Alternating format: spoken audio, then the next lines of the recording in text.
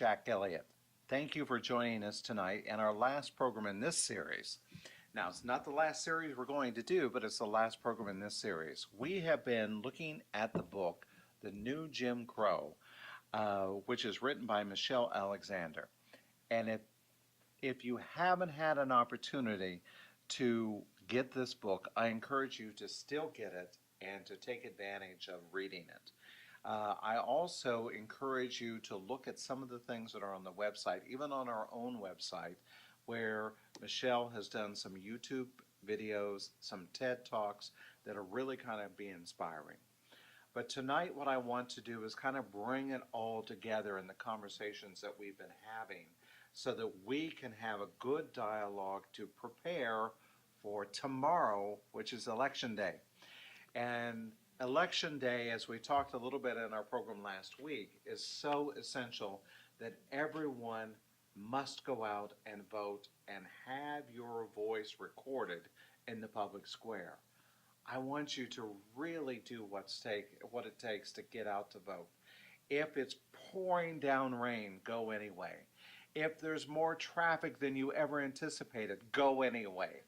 Be really focused on keeping your attention on your intention, and that's to get out there to vote.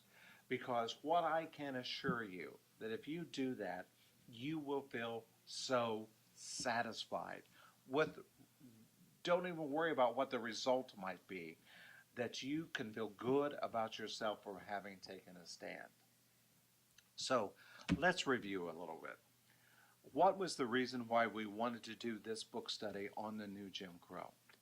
Well, one of the reasons why we wanted to do it is because we realize nothing has changed in our society. In fact, things have gotten even more vocal. The discourse in our community has gotten louder. Those who feel that they have an opposing point of view feel entitled to speak even louder in the public square.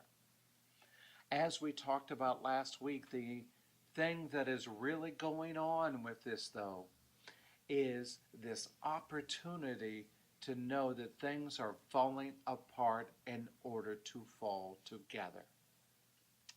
If you think about it, so much of the discourse that we are experiencing right now is like a giant temper tantrum.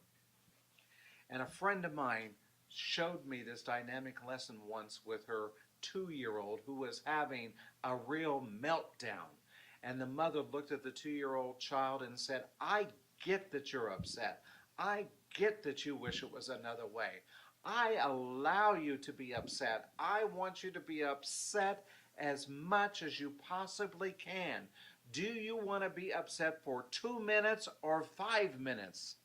And in desperation, the little girl looked up at her mom and said, I want to be upset for 2 minutes. And she goes, okay, then go stand right there and be as upset as you possibly can for 2 minutes. And the little girl walked over and she started to have the biggest temper tantrum, and she kicked her feet and she stomped and she looked around and said, is it 2 minutes yet? So one of the things that happens is if we give ourselves permission not to buy into the discourse that somebody else might be throwing at us, allow them to have their experience of it and say, okay, tell me when you're done. Go ahead. I see you working through it. I see you really wanting to get your point of view out there. What is it? The energy will shift. And as they say that first thing, after they go into that dialogue and say, well, this is the way that it should have been. Oh, good. Tell me more. Tell me a little bit more about that. Encourage them to go a little deeper.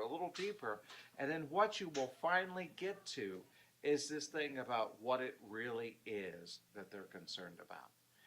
A lot of times this process is called top plating.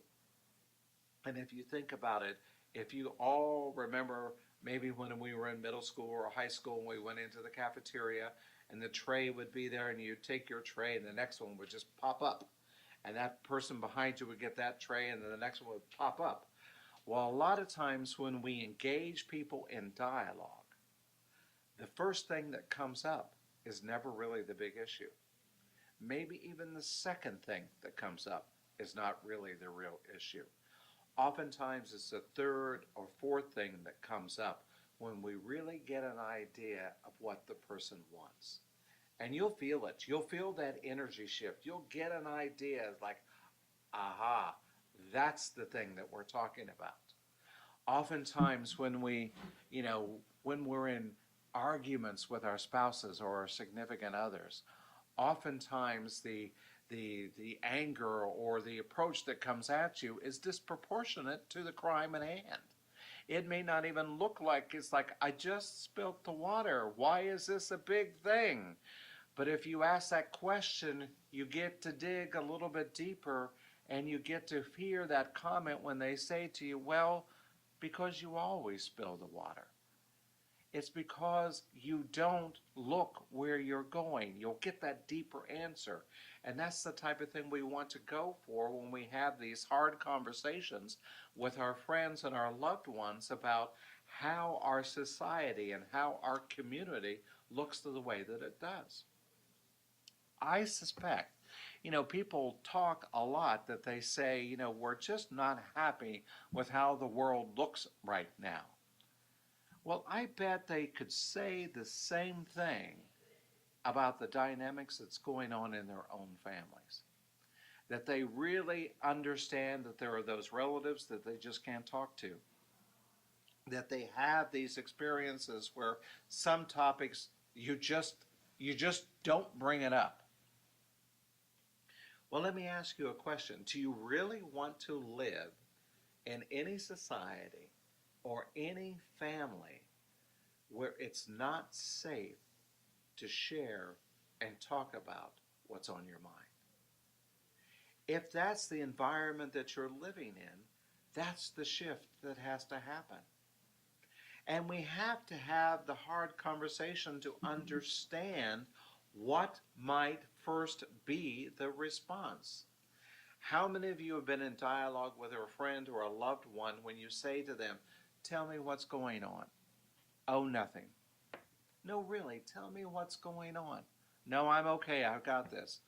No, really, I'm here for you. I really want you to tell me what's going on. Well, I'm mad at you because you lied at me. And suddenly you have that deep thing, that top plating has happened and you've finally gotten to the truth. So you can't be mad at them for finally telling you what's going on. Well, that's a part of what we have to have in our society right now. We have to understand why, as a society, we have created this dynamic where those of us that have never been the majority on the planet suddenly feel that we're entitled to be the majority on the planet. And will use false rational thinking to say, well, we're the most educated, we're the most involved. Well, if you believe that, then isn't it necessary to make sure that somebody else doesn't get an education so that you can keep that story alive in your own experience? So when that happens, we have to start having this dialogue to say, what is it that you think would happen if you weren't in power? What is it that you think would happen if suddenly you didn't have all that you think that you're entitled to? It would cause you to have to make a radical shift in consciousness.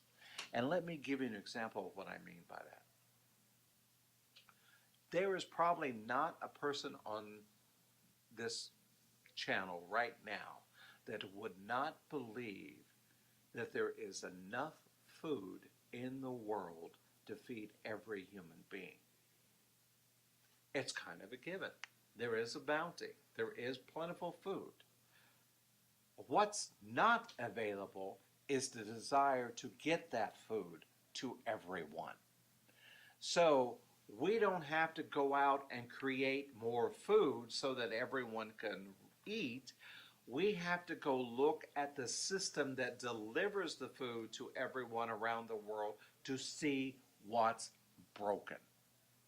And when we take a look to see what it is that's broken in that system, what we see is that the act was very intentional. There are enough teachers on the planet right now that every child, every woman could be educated. But we know that there are societies that do not want women to be educated because there is a fear that if the women were educated and there was more knowledge, then the men would not be able to have the control over the experience that they have the control over. So it's very intentionally set up in order that there's someone that is marginalized, someone that is oppressed. Just as there is this belief system that in order to harvest the food, there has to be the laborer that is enslaved in order to pick the food, because that is the only way that the entitled person can make a profit by having done that. What we are called to do is to rethink our systems, to be willing to expand the system and our systems to do it a new way, to figure out a different way of doing it, and not hide behind these false beliefs of thinking things are taken care of. There are many people that, until they read this book, would believe that our prison systems in the United States are designed for rehabilitation. No, they want you to believe that they are designed for rehabilitation so that you'll look away, so that you won't check, so that you won't notice. So what I'm calling us out to do is to be accountable citizens of our society and to be accountable to go see. I've worked in my corporate career for international corporations, and two of the corporations that I worked for were Japanese. And both of these companies had this philosophy that was called the go see philosophy.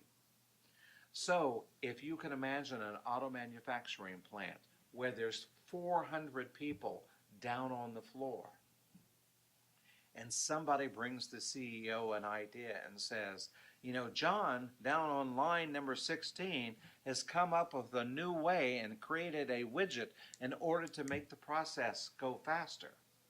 Their first response was, let's go see. They don't want diagrams. They don't want a study done. All the executives will get up from the conference room table and walk out onto the floor and walk up to that line and look at the innovative thing that the worker has created. And if it's viable, and if it's something that is tried and true, that worker will be acknowledged and promoted for having come up with that idea because they believe in the process of collaboration and continuous improvement in order to make it better. There's no threat. There is no power struggle in that environment. In fact, the Japanese culture often tries to break down old models of separation in order for more collaboration to happen. So one of the things that I want us to do as a society is look at ways when we see that systems are broken, how can we better, through collaboration, build new systems for the greater good, for more mankind? Because this teaching is also based on the spiritual principle that we are actively creating a world that works for everyone. We are looking for an opportunity to find how to rethink our spiritual upbringing. Whatever it is that is in our spiritual toolkit to make the world a better place, how might that work? Well, if you want a couple of examples right off the top, almost every teaching out there uses and celebrates with music. Music is that universal language that everyone can expand enough to identify with and to see what is that we have in common with one another. The other thing is prayer. Every religious teaching prays. Everyone believes in the power of it. Now, one of the things that we talk about in our particular teaching is to put that focus on affirmative prayer, that we utilize that opportunity to really go for that which is for the greater good, that for which we want. We don't put the focus on not being worthy, begging, or being a part of that. So that's the thing that I want to plant with you now in a time such as this. What can we do in our society? What conversations can we have that are affirming conversations? And as you know that we talked last week, an affirming conversation begins with the intention, I'm asking you the question so that I might hear what you say. I'm not asking you the question so I can quickly get to my turn to stress my point of view with you. So this is how we start to shift the paradigm. And enough people have the focus, have put their attention on the intention of shifting the paradigm, then change will happen. We can more quickly get to this place where we know that our voice matters, where we can believe once again that our vote really does count, that where we can understand that what we have come up with on our own actually matters in the greater conversation.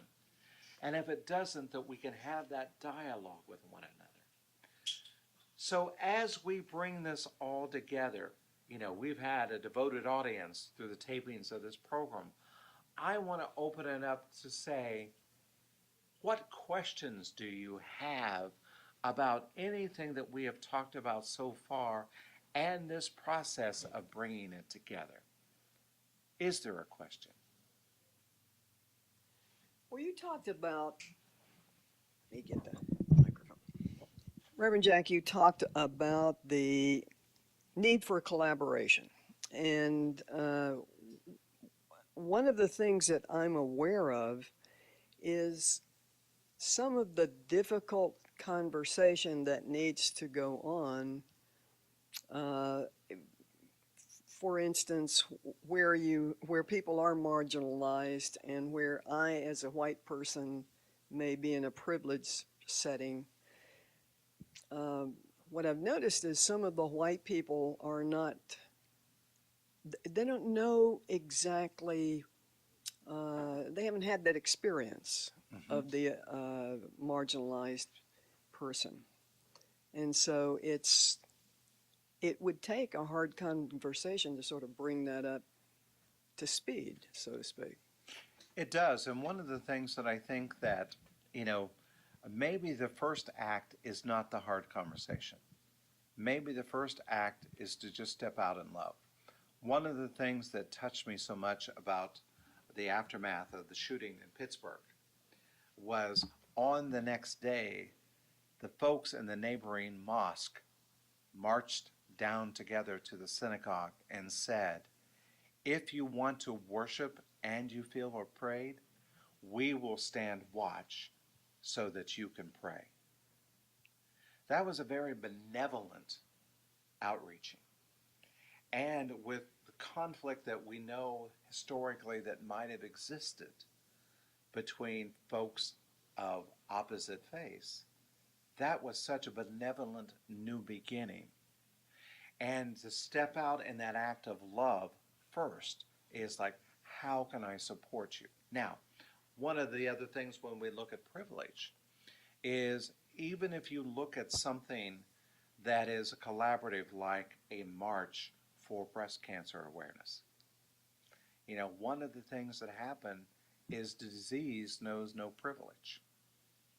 And so those that want to make a difference can go and do the walk for ALS, do the walk for cerebral palsy, or the fight against Alzheimer's. And when you're in that collective bubble, if you will, of people that are there for a common cause, you have the opportunity to engage what first unites you, but then say, how can I support you? And then that can begin to shift to have the understanding of having the next deeper level of conversation to go, okay, here's what I know we disagree on, but tell me how you got to your point of view, and I'll share with you how I got to my point of view. Oftentimes, we had the experience, and I've had this experience with my own race relations. Someone might say, "Well, I have, I have black friends." Really? How many? Well, I was friends with this guy in college. Oh, tell me a little bit more about it. It actually was an acquaintance in college that you went to watch maybe at a basketball game. But you check that off on your checkoff list and you think that you've done something. Well, I don't want to judge you for not having done something. I want you to invite you to take a look to say, what more could you do? What more could you do in this? If you want to understand how the world works, you have to go out into the world. I had another friend who, was an African American woman who traveled to Italy, and, they were walking through the Sistine Chapel. And one of the things that you're told every 5 feet is to take no pictures, no flash photography. And the only people that didn't listen were white folks from the United States who insisted that, well, I can take my picture. That just means that you don't get to use your flash equipment. And that was their justification. And she said, shortly, I wanted to go, I'm Canadian. That she didn't want to be, I'm not with them. And it's like, I have traveled, and spent time in Acapulco and Puerto Vallarta. And one of the things that, my friends that lived there said to me whenever I would go out is you need to have a security person with you. Why do I need to have a security person with me? He said, well, it's not because of how you act. It's how other white men of your age act when they're here. And so they see you and they assume that you're going to be the same way. You need protection. And it's because when we come from this place of privilege, we think that we are entitled to shift the world. We think that everyone else is trying to be like us, and it's really not the case. So we have to be willing to be humbled and have somebody who cares for us to call us out when they see us acting in a way that is not for our highest good. So what I say is you don't go into an African American church as a white person and say, I'm not racist. You go into a white church and you tell other white people, this is not acceptable on my watch. I do not allow that to exist in my life. You want to be in my life? You've got to be inclusive. You want to be in my life? You have to be non-judgmental. You want to be in my life? You've got to operate from this. And once we take that stand, and a few people have to disappear from our life, we have then the opportunity to make change. So things will literally, as I said earlier, fall apart in order so that they can fall together and the corrective action can be taken. So it's not easy, and quite frankly, it's going to be uncomfortable, it's going to be awkward, and we're going to stumble. But what I believe at the end of the day, I used to have this concept early on when we were taught in the more traditional churches about when you get to the pearly gates, and, are you going to have done it right? And are you going to be able to get in? Well, one of the first understanding that a teacher said to me is, it's not that you did it wrong. It's, did you have the right intention when you stepped out there in the first place? You can make mistakes in life. We can be forgiven by others that we have marginalized, because what they will get is that our intention was pure. that we were doing the best that we could possibly do it right, and that we were really striving to make the world a better place, and we stumbled, and we got it wrong, and we said something foolish, and we made a fool of ourselves. But we get to learn from that and understand. Dr. Maya Angelou used to say, once you know better, you do better. She didn't judge people for what they didn't know, but once you knew it, then you were accountable to act as if you knew it. How many times have our parents said to us as little kids, now you know better? That was holding us accountable for what it is that we already know. So as we move through society, as we live and breathe and play with one another, know that we're going to be human in this, that we're going to stumble, we're going to say things wrong, but it's about our willingness to atone for those mistakes. We have a lot of atoning to do.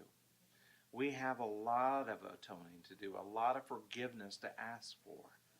And we cannot think that it's just an easy step to say, I'm sorry, and then moved on and all should be healed. That process, as Dr. King said, is going to take a moment. There's going to be some ugly stuff that comes up that has to be healed, that has to be reckoned with, that has to be corrected so that we can get to the human side of things, to where we get to this place where we can envision a world that works for everyone. But in order for that to happen, we have to begin right here, right now, to even frame our own picture of what that might look like. What would a world that works for everyone look like? What do you think it would look like? What would you want to experience and be a part of in a world that works for everyone? Do you only want a certain group of people there? It's not going to happen. That's not a world because we're all diverse. We're all on this planet together.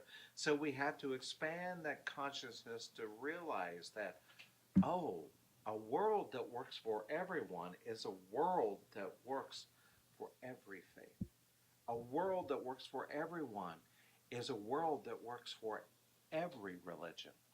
A world that works for everyone regardless of whether they have a religion or not. A world that works for everyone is a world that anyone can love whoever they love. So that's the starting to paint that picture. And if that picture looks scary to you, stand in that fear and ask for guidance of what needs to happen in your life so such a world does not look fearful to you. Fear is a false expectation appearing to be real. So if you're fearful about a world that works for everyone and includes everyone, then you have to look at what is this false expectation that I'm carrying around of what that might be. I bet when you really boil it down, there's this fear of I won't be included. There won't be room for me. There won't be a sense for me to be a part of it in the way that I think that I need to be a part of it. That's the healing right there. That's the healing that must happen in order for us to create that world that works for everyone. So that's what we're called to do. That's what this series has been about. That's what this opportunity for us to have this dialogue. Keep the dialogue coming. Write to us at Central Valley Center for Spiritual Living, centralvalleycsl.org. Leave a comment. Read the book. Engage in the conversation. Have a hard conversation with someone and then talk about how it was on the other side of it. Thank you for spending the time with us. Thank you for being a part of this series. Know that I see you, I hear you, I love you, and I want you to be a part of my world. I want to create a world that works for everyone. Thank you.